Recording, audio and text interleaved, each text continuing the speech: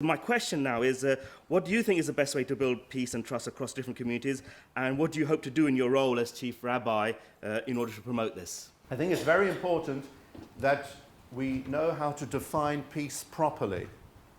What does peace mean? There are some people who believe that peace exists when everybody thinks the same and does the same. That's not my definition of peace. Rather, peace exists when people do what they believe is right for them to do, and everybody defends the right of others to do that and respects their right to act according to their beliefs, and we all act in a cohesive and harmonious way. The first chief rabbi of Israel was a man whose name was Rabbi Avraham Cohen Cook, and he spoke about peace in the context of a symphony orchestra. In an orchestra, you have different instruments. Each instrument makes its own unique sound, very different from the other instruments. Under the baton of the conductor, the sounds from the different instruments combine to produce beautiful harmony. And that is what peace is. Peace is when you have a harmonious society with different segments and separate individuals doing their own thing, but under the baton of cooperation and unity, we can produce beautiful harmony. And that, for me, is peace. And I think, therefore, that when people stop to try to make everybody become like them, and instead of that, to respect others for who they are and what they are, and when we strive to work with each other through mutual respect, then we have an opportunity to have a harmonious society. And in that way, there is a chance for us to coexist in a peaceful way. Trust, I think, is allied to peace, because we need to know that the motives of others are pure, sincere, and genuine motives. And when people act differently and believe differently, but want to get on with others through mutual respect, then they will be able to build up the required trust that is necessary so that we can indeed coexist in a fruitful and harmonious way. I want to know if the Jewish and Muslim communities can really work together on promoting the importance of spirituality in public life. I'm so pleased you asked that question, because I feel so strongly about the way in which society is moving to banish spirituality from the public square. You have these calls at Christmas time, let's not have the celebration of a festival in public. Or whatever it might be. I believe that we should, with pride, have the opportunity to express the beliefs of our faith out there in the public square, and we need to respect others for doing exactly that. And society is all the poorer when there is less spirituality that is expressed out there within the public domain. So I strongly believe that spirituality is not to be contained within homes and synagogues and mosques and churches. We need to bring it out to society in order to enrich society. We'd love to ask what you think young people can do from all different faiths to create the kind of social change that we need to address the social ills across the country. It's so important that we highlight what our youth are doing, how our youth are thinking, that we recognize that each generation has a mindset of its own and is a product of a fresh and new environment within society. The worst thing that we as adults can do is to presume that our children and grandchildren who are growing up are just like the way we were when we were their age. Rather, we must allow them to grow up within the world that is the real world for them. And we need to build a safe, secure, and productive society within which they can grow up and in the course of time become responsible adults of tomorrow. And what we show them and how we educate them is going to be the key. And certainly what our children see in our homes, and I think our homes are the prime arena in which we act. Judaism prioritizes above everything else the Jewish home. We're in a synagogue now, we have features of the synagogue, we congregate here, we pray here, we learn here, but the future of Judaism primarily emerges from within our homes. It's the example that is set by parents. It's that dynamic family unit which will ultimately primarily produce the people who emerge from it. However, the family unit is very weak today. We know that the family is under threat, plus the fact that there are not anymore just two parents in any given home. The television is a third parent. I say that seriously. You've got, through all forms of communication, avenues through to the hearts and minds of our children, through their phones, through all types of modern methods. And as a result, the influences of the environment are enormous.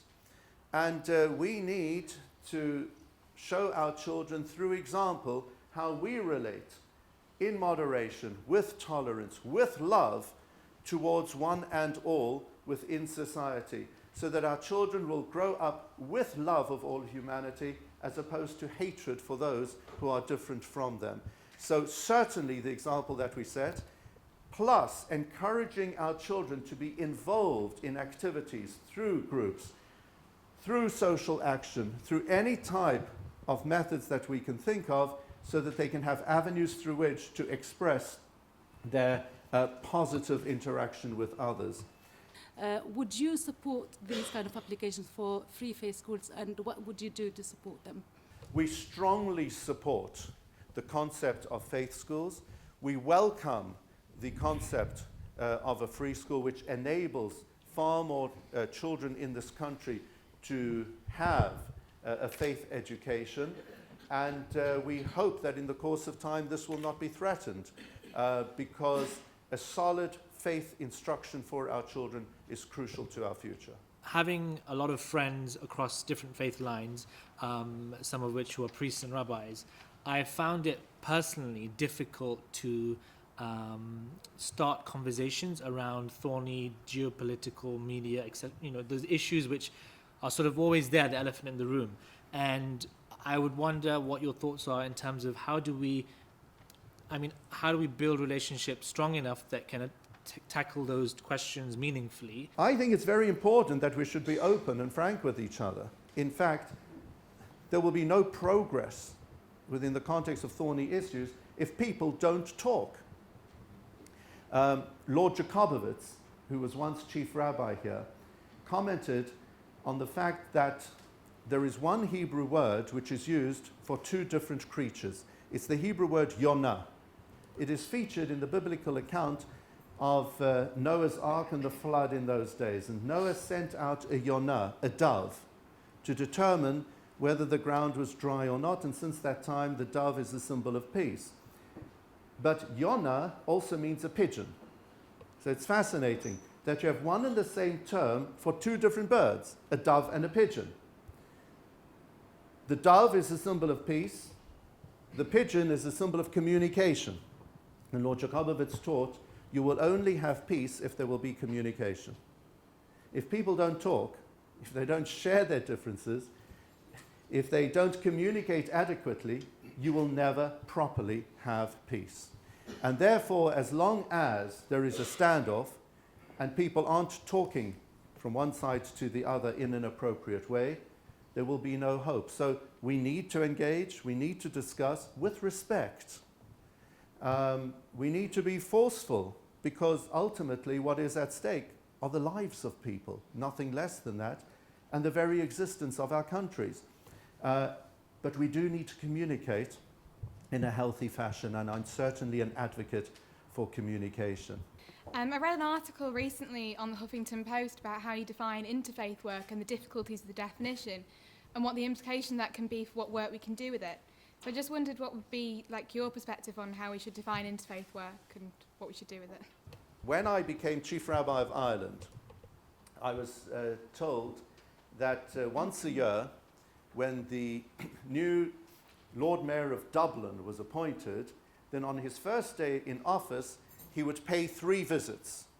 One visit was to the Catholic Archbishop of Dublin, the second was to the Protestant Archbishop of Dublin, and the third was to the Chief Rabbi. And seeing as the election of a new Lord Mayor was coming up, I was told to clear in my diary a quarter of an hour in my office for him to pop in to pay this visit. So when I was contacted about this, I discussed it with my wife, and she said, no, that's not how we're going to do it. why don't we invite the new Lord Mayor to come to our home for tea? He shouldn't just pop into your office for 10, 15 minutes. So I came back to his office and I said, we would like the new Lord Mayor to come to our home for tea. And that is what happened. Year after year, the Lord Mayors would come to our home. And on one occasion, the new Lord Mayor was a man called Jim Tunney, who at that time was a minister in the Irish government. He was Minister for Justice. And when he arrived for the tea that afternoon with his entourage, he said, Chief Rabbi, I'm sorry, but in 20 minutes' time, we will have to leave because there's a vote in the Dáil, that's the Irish Parliament. It's going to be a very close vote, and I have to be there to cast my vote. Fine.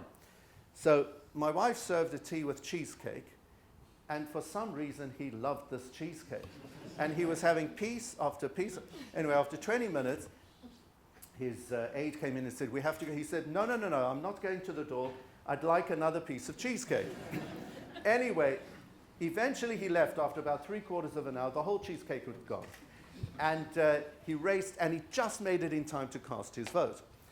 Later that year, I hosted the biennial conference of the International Council of Christians and Jews in Dublin. And I arranged for all 200 delegates from around the world to be received by the Lord Mayor of Dublin in the Mansion House. And we came there, and he stood up and he said in his speech, ladies and gentlemen, in order to get on well with people of other faiths, you don't need conferences. All you need is cheesecake. So my first answer to you is cheesecake, right? Let's welcome people into our homes. Let's extend a hand of warmth. Let's engage with people that we have a relationship with. We work quite closely with the Jewish community on burial and death issues. Would you be happy to support that in any responses we give to any consultations, we could do a joint response together so that there's more impact on it? Would you support that idea? As a rule, definitely. But one would also need to know what the issue at hand is. So I couldn't now give a blanket undertaking on all issues that we would be willing to issue joint statements. It depends exactly what the issue is on those occasions. But we do have quite a number, in fact, I'd say a vast number of similar interests in this area, and it makes a lot of sense that we should act together, most definitely.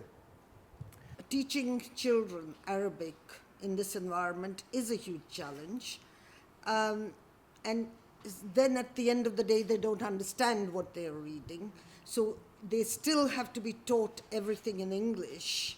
And, you know, that is a challenge that you mentioned a little while earlier. So what is your strategy going forward with that sort of thing? Hebrew for us is so important.